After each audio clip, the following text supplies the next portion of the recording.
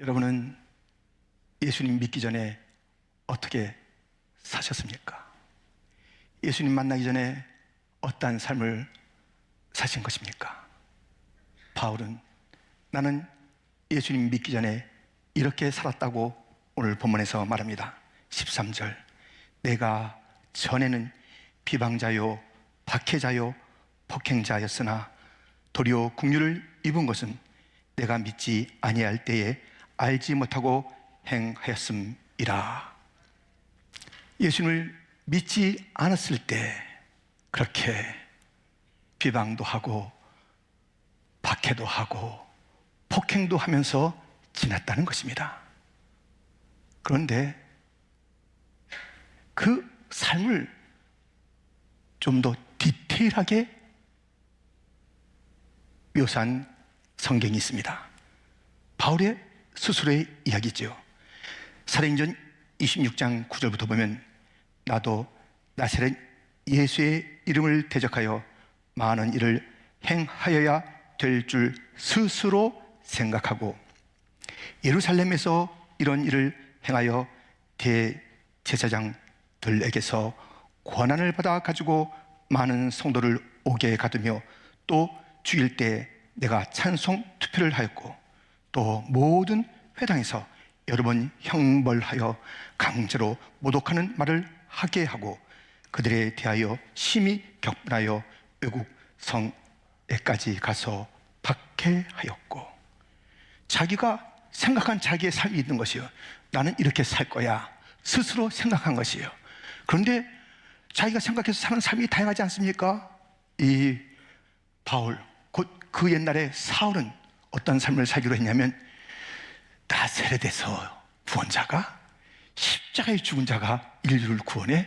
무슨 가당치도 않은 이야기, 엉터리, 사기 하면서 예수님을 믿는 교회 성도들 그렇게 박해했다니까요. 폭행했다니까요. 옥에 가두기도 하고 사형하면 손들어서 나도 동의합니다, 죽이세요 했던 일들이 있다니까요.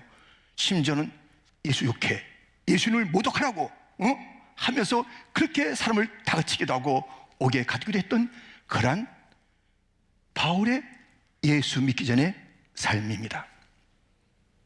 그 삶은 무엇이라고요? 스스로 생각한, 자기가 주인 돼서 살아갔던 그러한 삶입니다.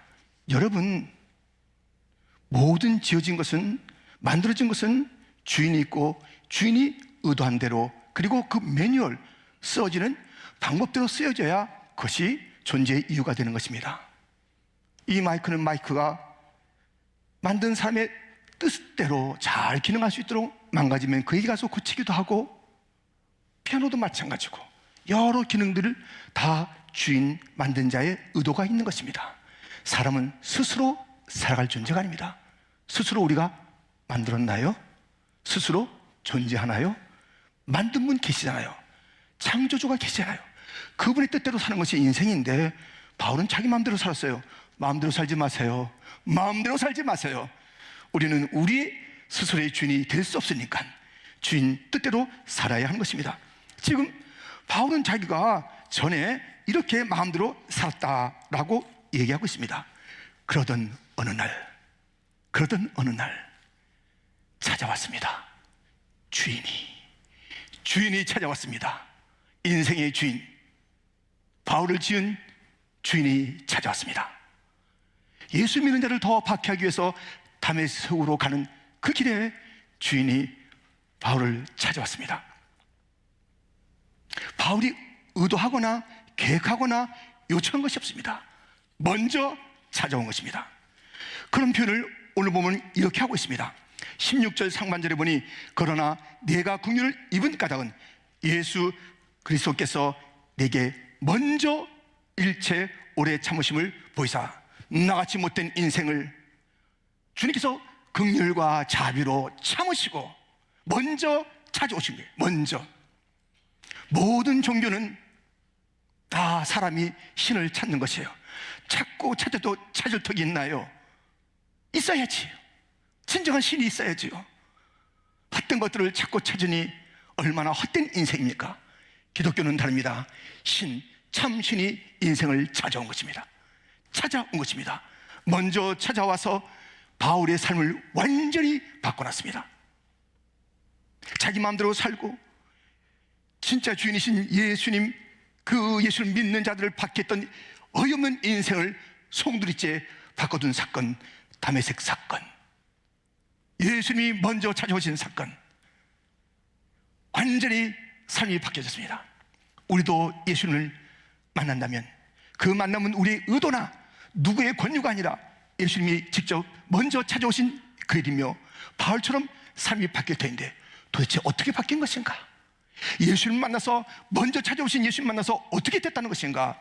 그의 이야기, 말씀을 들어보면서 나는 과연 예수님을 만난, 예수님 먼저 찾아온 그런 존재인가, 그런 사람인가 함께 생각해 보겠습니다. 예수님이 먼저 찾아와 바울의 삶을 바꿨는데 어떻게 됩니까? 첫 번째는 감사 충성의 사람이 된 것입니다. 지금 예수님께서 먼저 찾아와서 하신 가장 첫 번째 일은 구원의 일입니다. 오늘 본문에도 예수님께서 구원하시려 이 땅에 오셨다라는 말씀이 있어요. 구원이에요, 구원. 그런데 그 구원이 무엇인가? 오늘 본문 12절 상반절은 아주 잘 표현해주고 있습니다. 구원이 무엇일까요? 나를 능하게 하신 그리스도 예수 우리 주께, 여기에 담겨 있는 거예요. 여기에 담겨 있는 거예요. 나를 능하게 하신 그의 전 존재가 바뀐 거예요. 존재가 바뀌었어요. 그리고 우리 주께 주인이 바뀌었어요. 주인이. 구원은 무엇이냐? 주인이 바뀌는 거예요. 주인이. 내가 주인이었어요. 엉뚱한 것을 내가 주로 삼고 살았어요. 우상을. 그래서 섬겼던 그런 모든 삶, 주인이 바뀌는 것, 참신을 찾는 것, 그것이 구원입니다. 지금 놀랍게도 우리 주께 스스로 살았던, 자기 생각대로 살았던 바울이 주님을 찾은 거예요. 주님을 부르는 것이에요. 우리 주께. 그리고 자기 전 존재가 바뀐 거예요. 전 존재의 바뀌면 이름이 바뀌고, 그렇죠, 이름이 바뀌잖아요. 하나님의 형상으로 바뀌는 것이에요. 다시 회복되는 거예요. 오늘도 창했던 회복되는 거예요. 회복이 되는 거예요. 그 중에 하나가 능력이 생겼어요. 이전에 없었던 능력. 그것이 구원받은 놀라운 증거인 것입니다. 내가 구원받은 것을 확인하려면 내 주인이 누군가, 내가 누구를 부르고 누구를 신뢰하고 살아가고 있는가, 나에게 실제적으로 내가 확신할 수 있고 감지할 수 있고 영향력이 있는 능력이 임했는가. 12의 혈루병 여인이 믿음으로 예수님의 옷자락을 잡았을 때 예수님의 능력이 임했습니다. 혈루 근원이 마를 뿐만 아니라 능력이 임했습니다. 그리고 예수님께서 말씀하십니다. 따라. 구원의 그 놀라운 일들은 주인이 바뀌고 아버지가 바뀌는 것이요, 친정한 남편이 누군지를 일깨워주는 것이 구원인 것이며 능력이 임하는 것입니다. 여러분들 구원 받으셨습니까? 그렇다면 예수를 믿는 능력을 보여주십시오. 구원 받으셨습니까? 그 분명한 증거인 주인 예수님을 믿고 따르고 높이고 신뢰하는 삶을 보여주십시오. 아직도 주인이 그야말로 아리송해요. 내가 주인인지 여러분들 가장 많이 생각하는 것이 무엇입니까? 누구입니까? 하루 종일 눈 감으나 뜨나 가장 떠오르고 크게 자리 잡는 것이 무엇입니까? 그것이 주인이에요. 여러분이 주인이에요. 주님이 가득 차게 내 삶 가운데 계신 것입니까? 임재하시는 것입니까? 그러면 구원받는 건 맞네요. 능력이 있으십니까? 온갖 어려움도 능히 이길 그런 능력이 있으십니까? 구원받으셨네요. 일마다 계속 넘어지고 쓰러지고 다시 어떤 의욕도 없는 그런 삶을 사십니까? 예수님의 구원은 그 정도는 아닙니다. 그래서 우리는 우리의 그 믿음의 또는 구원의 증거를 보여줘야 하는 것입니다. 노가는 길을 누가 비웃거든 확실한 증거를 보여주어라. 온갖 사람들이 우리를 비난합니다. 어이구, 오늘도 교회 가셔? 이렇게 화창하고 연휴인데 어이구, 교회 가셔? 누가 비웃거든. 그래, 코비드 때 당신도 어렵고 당신 교회도 어려웠다며? 그런데 무슨 주님이 살아계시다면 그런 일이 있을 수가 있겠어? 이 어려움은 웬일이야? 당신 왜 이래? 등등의 비난이 있을 때마다 확실한 증거를 보여주십시오. 예수님이 주인 것을 보여주십시오. 이 모든 것을 넉넉히 이길 능력이 있음을 보여주십시오. 확실하게 구원의 증거를 보여주십시오. 이렇게 우리가 이제 바뀌게 된 것 아닙니까? 우리의 주인도 바뀌고 우리의 존재가 바뀐 거예요. 실제 능력이 완전히 달라진 거예요. 이것이 구원받은 자의 아주 중요한 증거입니다. 이렇게 구원을 하시고 직분도 주셨는데 이 직분에 대한 반응이 무엇이냐면 12절 하반절입니다. 우리 한번 같이 읽겠습니다. 내가 감사함은 나를 충성되이 여겨 내게 직분을 맡기심이니. 아멘. 감사 충성이 감사 충성. 자기를 먼저 찾아오신 주님께서 자기에게 직분을 주신 거예요. 이방인의 사도가 되라. 또 그에게는 선교의 목회의 성경을 성령의 감동으로 짓는 그러한 일들에 수많은 그런 직분을 그에게 허락하신 것이에요. 너무너무 놀란 거예요. 너무너무 놀라운 거예요. 이런 일이 있을 수가 있나. 나같이 그렇게 주님을 적대하던 자, 이런 자를 주님께서 찾아와 주시고 나에게 직분을 주셨는데 삶이 뭐라고요? 감사 충성입니다. 감사 충성이 우리가 구원받은 자의 마땅한 반응이며 먼저 찾아오신 주님에 대한 우리의 모습이 감사 충성이 되어야 하는 것입니다. 감사해야 돼요. 감사. 어떤 분이 이렇게 기도하는 것입니다. 주여, 저에게 많은 것을 주셨나이다. 얼마나 좋아요. 좋잖아요. 주여, 저에게 많은 것을 주셨나이다. 여기까지 좋아요. 그 다음에 문제야. 하나만 더 주옵소서. 감사부터 하라고요. 감사부터. 받은 거 감사하라고요. 받은 거는 어떻게 묻어놨는지 그렇지 않다는 듯이 늘 받는 것 같은데, 받았는데, 있는데 하나만 더 주옵소서. 감사가 없는 인생들, 받은 것에 대한 감사가 없고 또 달라는 인생들, 그것이 우리의 모습은 아닐까요? 바울은 감사했습니다. 그리고 충성했습니다. 여러분들 혹시 이런 얘기 안 해요? 사람들이 좀 형편없는 사람을 만날 때 에이구, 개만도 못한 인생, 이런 얘기 하지 마세요. 특별히 개가 있을 때 하지 마세요. 아주 섭섭합니다. 개가 섭섭해요. 깜짝 놀란다고요. 우리가 어땠는데 아주 못된 사람 얘기할 때 개만도 못한 인생이라고 그래? 우리가 누군데? 예수님 때문에 험한 환경 속에서 꿋꿋이 버틴 적 있으십니까? 위험한 환경도 내 주님 때문에 견딘 그한 일들이 있습니까? 충성이에요. 충성.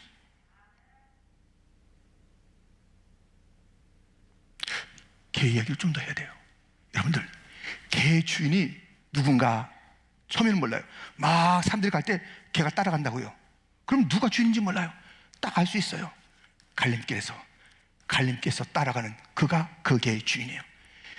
그 개는 주인을 놓치지 않아요. 갈림길에서 인생은 알 수 있어요.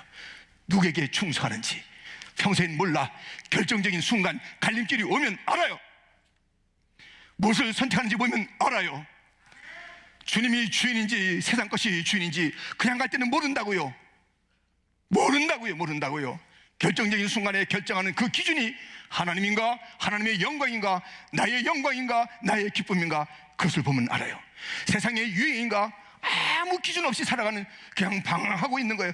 분명합니다. 결정적인 순간에 그 주인이 누군지, 충성스러운 하나님의 사람은 그 모습을 알 수가 있습니다. 하나만 더 할게요. 걔는요, 주인을 기쁘게 해서 얼마나 아영 떠는지 아세요? 얼마나 예쁘게 하는지 아세요? 그렇게 해봤어요? 충성은 뭐예요? 그 일을 맡기신 분에 대한 기쁨을 드리는 거예요. 그분을 이롭게 해드리는 거예요. 아니, 맡긴 주인에게 기쁨이 되지 않고 맡긴 주인을 이롭게 하지 않는, 그것이 무슨 충성이에요? 그러므로 진정으로 구원받았는가? 예수님이 찾아온 자가 맞는가? 예수를 만난 자가 맞는가? 바울처럼 감사 충성인데 감사 충성이 있어야 되는 것입니다. 사람이 감사가 없어요. 충성이 없어요. 늘 불평이에요. 그 사람이 하는 일은 보나 마나 불평을 하는데 되겠습니까? 아니, 세상에 어떤 직장에서 아침부터 불평, 무슨 일이 있으면 불평, 누가 어때 뭐해, 그러면 그 사람이 만든 일이 제대로 되겠냐고요. 누가 무엇을 맡기겠어요? 다 감사하고 얼굴이 맑고 그런 자에게 그런 자들은요, 감사하는 거예요. 자기의 여기 오게 된 걸 감사하고, 나를 이 직장에 불러준 것을 감사하고, 내가 이 선배님을 만난 걸 감사하고, 다 감사하면요, 그 감사 속에서 충성은 따르는 것이고요, 주인의 기쁨이 있는 것입니다. 우리는 주인을 기쁘게 해야 하는 것입니다. 하나님이 얼마나 감사와 충성을 좋아하시고 기다립니까?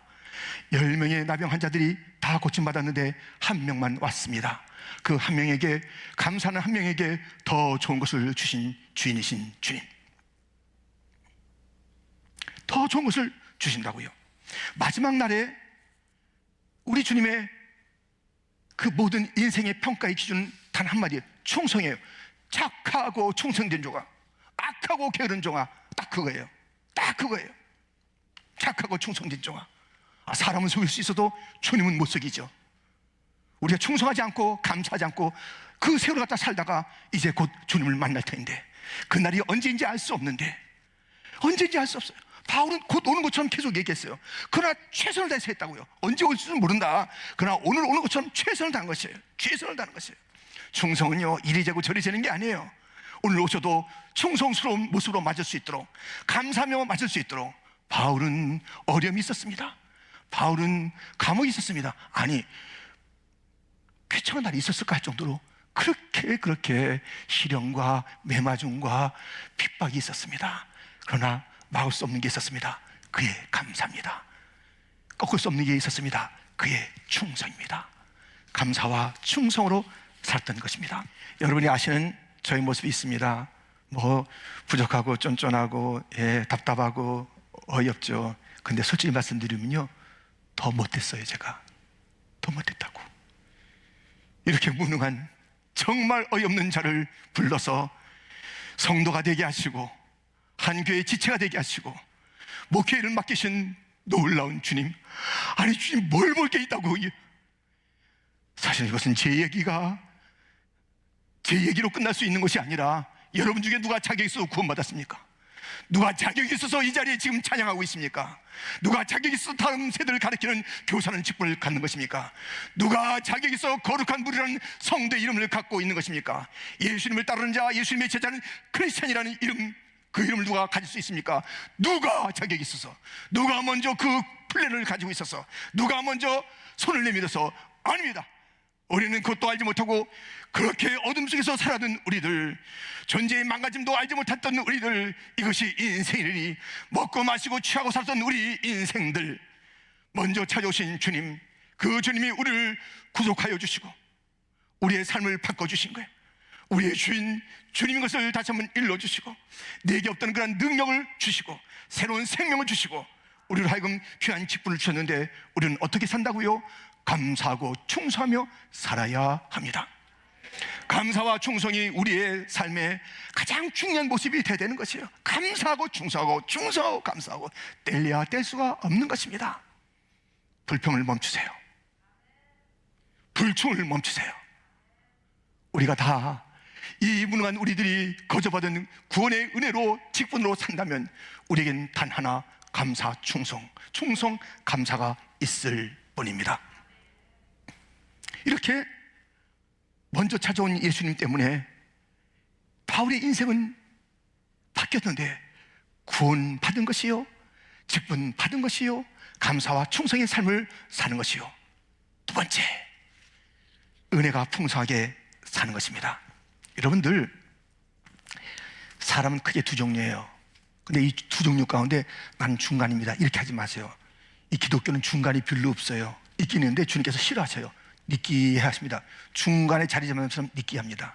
주님께서 말씀하셨습니다. 내가 토하여 내치리라. 차든지 덥든지 확실하게 해야지. 항상 중간쯤, 신앙생활 중간쯤 하면 되는데요, 요거 자기가 중간인지 아닌지 알아맞혀 보세요. 아니면 그 중에 하나인지. 뭐냐면요, 짜도 이 짠다는 게 짜 맛이 아니라 짜도 물 한 방울 안 나온 아주 드라이한 사람이 있어요. 어쩌면 사람이 그래. 아주 짜도 뭔가 습기가 없어, 사람이요. 촉촉함이 없어. 또 한 사람은 무엇인가 풍성이 흘러요. 난 중간쯤 흐른다 이러지 말라니까요. 확실하게 하세요. 흐르려면 확실하게 흘러야지. 쫄쫄쫄 흐르다가 인생 망치지 마시고. 여러분들, 그런데요, 이 먼저 찾아오신 예수님께서 그에게 직분을 주셔서 구원도 주셔서 감사 충성하잖아요. 그런데 또 보세요, 뭘 주었냐면 14절입니다 14절 말씀인데요, 한번 크게 같이 읽으시겠습니까? 함께 시작.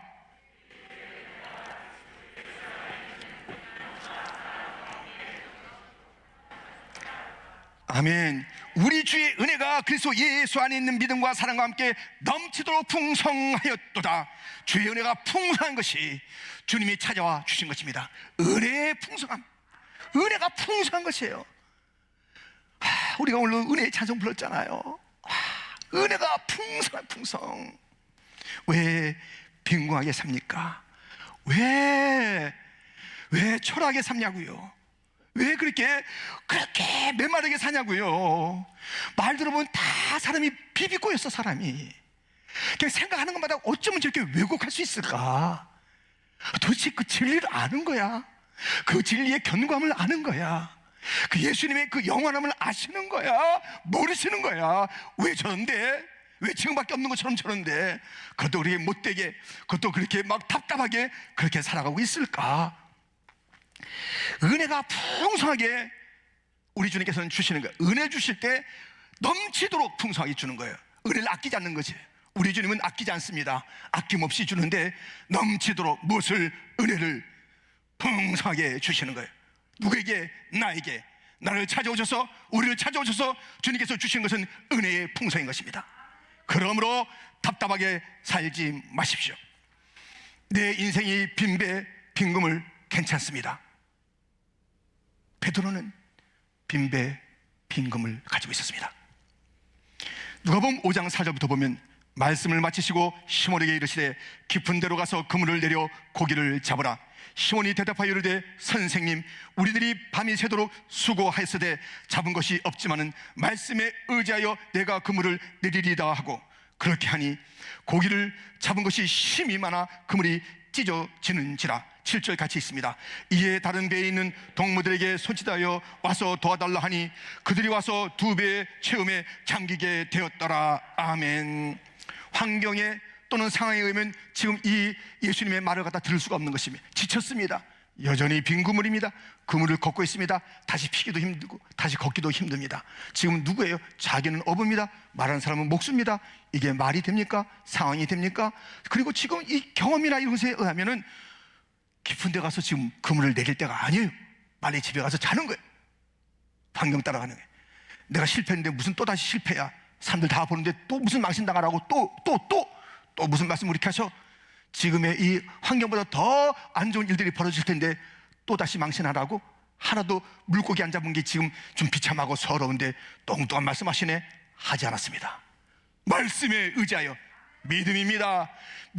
이 풍성한 것을 얻는 것은, 주님은 은혜를 주시고 우리에게 믿음을 요청하시는 거예요. 믿음으로 반응해야 되는 것입니다. 은혜가 은혜되는 자는 믿음을 가지고 나가는 거예요. 믿음을 가지고 나갔을 때에 그것이 풍성하게 나의 것으로 누려지는 것입니다. 은혜가 없는 게 아니에요. 믿음이 없지요. 은혜가 쏟아지지 않은 게 아닙니다. 믿음으로 반응하지 않기 때문입니다. 오늘 그랬잖아요. 그 14절 다시 보면요, 오늘 우리 주의 은혜가 그리스도 예수 안에 있는 믿음과 사랑과 함께 넘치도록 풍성하였도다. 은혜의 풍성은 믿음 풍성입니다. 여러분들 포기하지 마세요. 그만두지 마세요. 경험 따라 그만두지 마세요. 지금까지 통계 따라 그만두지 마세요. 지금 내 현실 바라보고 날씨 바라보고 이것저것 재지 마세요. 주님의 말씀대로 하세요. 말씀대로 하면 그곳에 은혜가 너무 많아서 은혜의 그물이 찢어질 정도로 풍성한 것을 거두게 될 줄 믿습니다. 그것을 누리는 자가 되어야 합니다. 그것을 갖는 자가 되어야 합니다. 믿음 풍성이에요. 이때니까 은혜가요. 그래서 우리는 우리 안에 있는 이 은혜들 갖다 우리가 누려야 되는 것이에요. 몰라요. 내가 어떤 은혜가. 우리가 다음 주일에도 우리 장학생들을 선발하게 됩니다. 우리 학생들 가을에도 하죠. 또 수시로 우리가 장학에 대한 관심을 갖고 그렇게 일들을 펼쳐나갑니다. 그래서 우리 아이들의 은사가 무엇인지, 다양한 우리 부서를 두고서 은사를 하게 하고 책을 읽게 하고 매 가을마다 다른 주제를 가지고 우리 아이들의 은사가 무엇인지, 그래서 그것을 발견하는 게 하나님의 탤런트, 그때 받은 달란트가 무엇인지 일찍 발견하여서 그것을 감사하며 기뻐하며 믿음으로 그것을 반응하여서 풍성하게, 그래서 풍성한 인생을 살도록, 나는 없다 크게 하는 게 아니에요. 나는 없다. 우리 이때니까요. 제가요 무슨 오디션 그 프로그램 봤는데요, 거기에 어떤 가수가 나왔어요. 이제 가수 후보 하여튼 오디션 나온 거예요. 근데 그분이 인터뷰하는데 너무 인터뷰를 못해요, 목소리가. 그래서 무슨 곡을 부르겠습니까? 제가 부를 곡은요, 막 이래요. 그래서 큰일 났네. 뭐 제가 혹시 돼, 제가 말이죠, 다들 이제 심사위원들도 얼굴이 편치 않아요. 사회 보는 사람 그런데요, 제가 노래 부르겠습니다. 딱 부르는데요, 너무 놀란 거예요. 정말 놀란 거예요. 그래서 막 심사위원들이 막 그 최고라고 얘기하는데요, 자기는 자기가 그런 줄 몰랐대요. 자기는 이게 들려진 이 목소리에서 내 안에 무엇이 있는지 몰랐다는 거예요. 최고의 찬사를 들으면서 나는 무엇이 있는지 몰랐다는 것이에요. 여러분들 무엇이 있는지 모르고 계셔. 그렇기 때문에 답답하게 사는 거예요.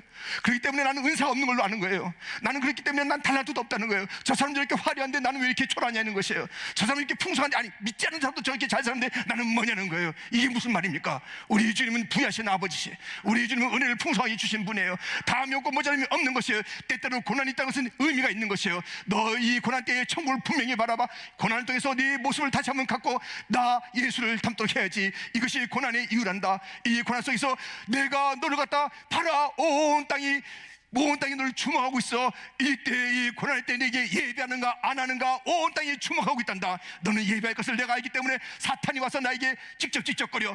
욥 저것은 자기가 축복받았으니까 예배드려요. 아니다. 그에게는 믿음이 있다. 한번 해봐요. 봐라, 내 종 욥을 봐라. 그 욥에게 고난이 왔을 때 그는 여전히 주님 앞에 예배됐습니다. 주신 이도 주님이시오, 취하신 이도 주님이십니다. 그는 어리석게 예배 안 드리는 그런 자가 되지 않고 주 앞에 예배를 드리는 자가 된 것입니다. 여러분들, 이렇게 은혜가 충만하는 것은 믿음이 충만함으로 그 은혜를 누리는 것이고요, 은혜가 충만한 건 좀 전에 우리가 봤듯이 사랑도 충만해요. 사랑이 충만한 것입니다. 그래서 이 은혜 받는 증거는요, 믿음을 통해서 그 은혜가 다 누리는 것이고, 이미 이 은혜가 쏟아졌어요. 그리고 그런 사람의 그 교회의 특징은요, 이 사랑이 아주 나눠. 은혜 혼자 자기 혼자 받겠다고요? 자기 혼자 누리겠다고요? 그거 아니에요. 은혜의 통로가 돼야 돼요. 우리에게 부어진 그 은혜가 통로면 또 거기에 또 채워지는 거예요.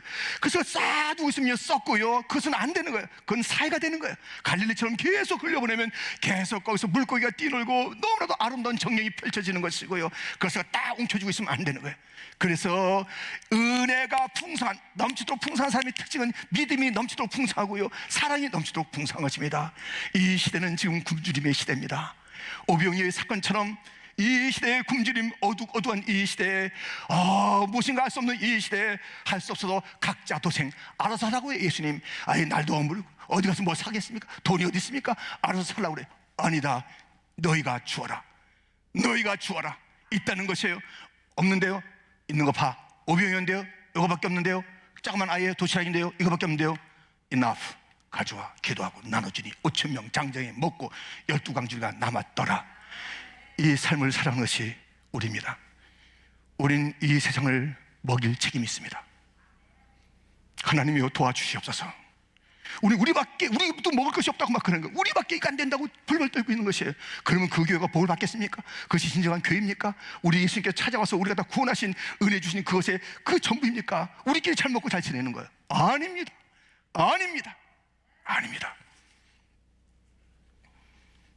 오늘 본문 마지막은 이렇게 되어 있습니다. 17절 말씀입니다. 우리 한번 본문 17절 같이 읽겠습니다. 영원하신 왕 곧 썩지 아니하고 보이지 아니하고 홀로 하나이신 하나님께 존귀와 영광이 영원 무궁하도록 있을지어다. 아멘. 영원 무궁, 이 찬송. 주님을 찬송하는 거예요. 결국 어디로 가느냐? 우리의 구원과 우리의 감사와 충성이, 우리의 은혜의 충만함이 이 절정을 이루는 그 자리는 예배의 자리, 찬양의 자리입니다. 아직까지 답답한 자들이 있습니다. 에베소서 1장 18절 말씀은 이렇게 되어 있습니다. 에베소서 1장 18절 말씀, 너희의 마음의 눈을 밝히사 그의 부르심의 소망이 무엇이며 성도 안에서 그 기업의 영광의 풍성함이 무엇이며, 우리가 풍성한 것이 무엇인지 눈을 뜨는 이 자리가 되기를 축원합니다. 그대로 가지 마십시오. 그냥 들어왔을 때 답답함을 그대로 가지 마십시오. 내가 얼마나 풍성한 은혜를 받은 자인가. 내 주인이 누군가에 대한 눈을 뜨고 내 자신을 다시 바라보기 바랍니다. 나 같은 자에게 주님께서 직분을 주었구나. 나는 존귀한 자구나. 나를 주님께서 만세전에 부르시다 때가 되니 지명하여 너는 내 것이라 불러준 그런 존재구나. 전에는 나는 비방자요, 나는 박해자요, 폭행자였는데 주님이 나를 이렇게 충성되게 이어서 이런 직분을 맡기시다니, 세상을 향해서 복의 통로가 될 수 있게 하시다니 감사, 충성하는, 그리고 은혜의 풍성의 삶을 살아가기를 바랍니다. 예수님이 먼저 찾아오십니다. 그 예수님을 만난 자에게는 어떤 일이 있습니까? 감사, 충성, 은혜, 풍성입니다. 우리 옆에 사람에게 감사, 충성, 은혜, 풍성 이것만 같이 한번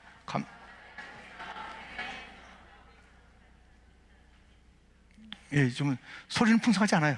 약간 좀 짱감이 있는데 마지막에 한번 크게 한번 하죠. 감사, 충성, 은혜, 풍성.